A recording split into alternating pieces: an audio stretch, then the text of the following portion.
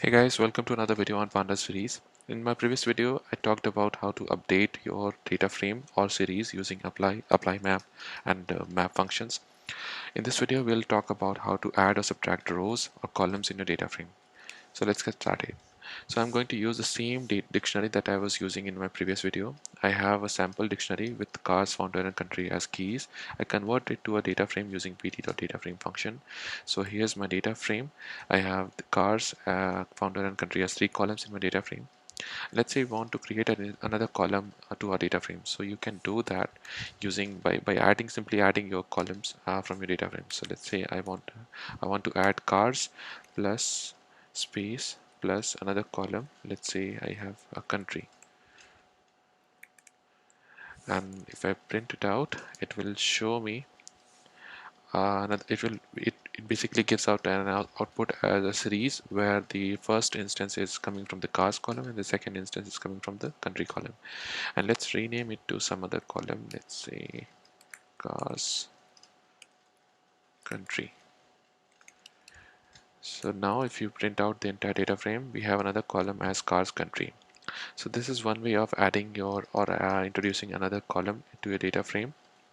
Now this here I have used a simple concatenation operator or plus operator. You can do a bunch of other things if you want to concatenate. If you, let's say, you have numerical variables and numerical entries in your data frame, you can try out other methods as well. Now we'll see how to remove this column. If, let's say, if you already have cars country column and you want to drop your column from that from your entire data frame, so you can do that using df.drop, and you can pass the columns as cars country, and it will drop the cars column country. Now remember guys that here the df.drop function it returns a view, but it does not make any changes to the original data frame. So if you look at the data frame here, it's still the cars country column is still available over there. So in order to make the change permanent, you have to type in the in place method, in place keyword to wait, in place equals true. Now this basically makes the changes in place, and if you see, the cars country column is already being replaced.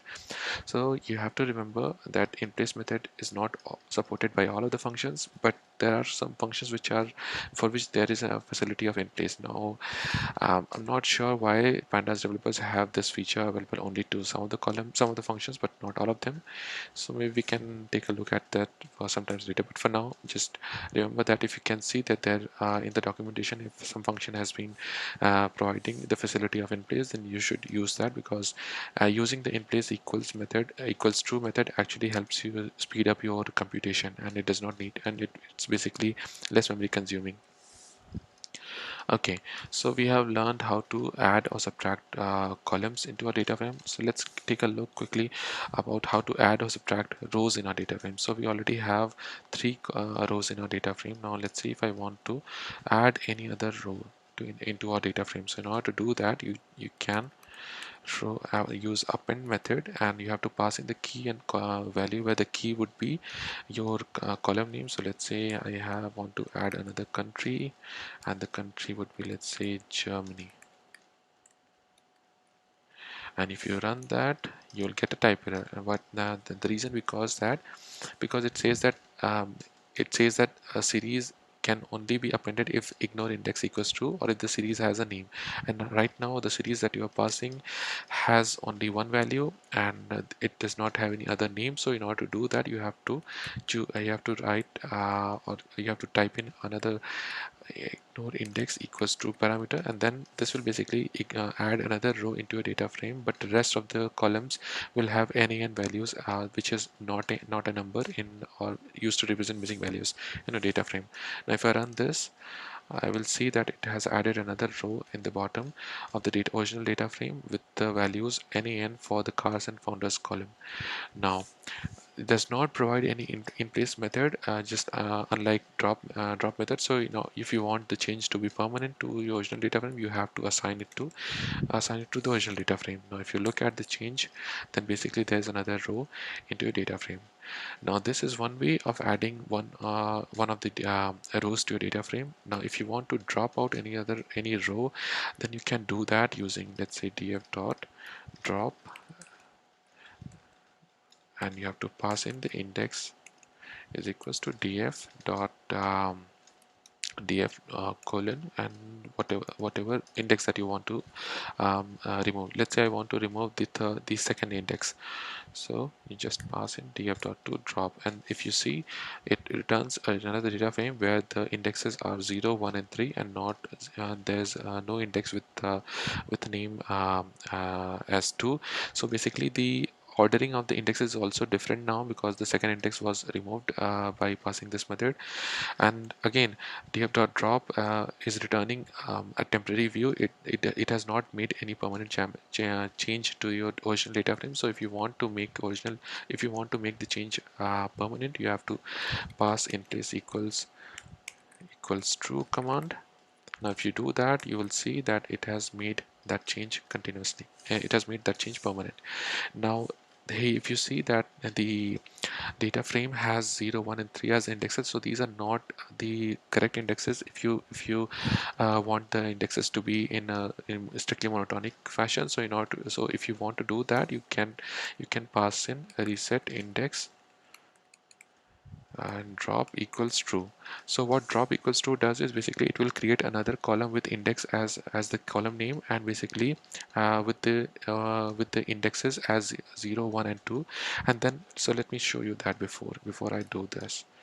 So df.reset index, it basically creates another index column where the values are 0, 1 and 3, and the original and the new index it has created is 0, 1 and 2. So now when you type in the drop equals true, what it does is it basically tries to remove this index column that is basically containing the previous index that was with the data frame. So if you do this, then you have to also pass in place equals to what it, so again in place method is also being supported by the reset index method.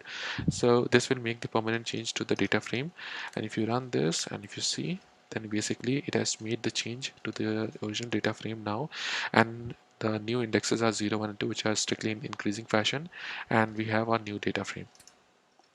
So this is one way of passing out of removing your rows, specific rows from your data frame. And just like in our previous video, we used conditionals to filter out the specific rows. Here also you can pass in let's say df.drop, and you want to pass it only those rows which matches a certain criteria. So let's say df dot and you can select the couple of rows. So let's say I want to remove only those rows for which the founder is Elon Musk.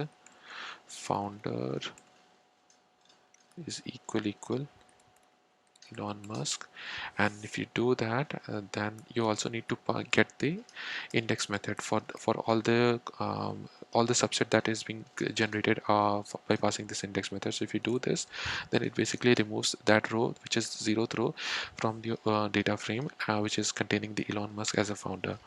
Now again, this change is not permanent, and if you want to make this permanent, you have to pass in place equals true method in parameter over here. And one more thing, guys, if you see the purpose of using conditionals is to make the code also being better to read for the other developers. So if it's better if you write the condition into a separate variable. So do this, and then you pass in your df dot condition. One more thing here, you need to remove this because you're only passing the conditions over here.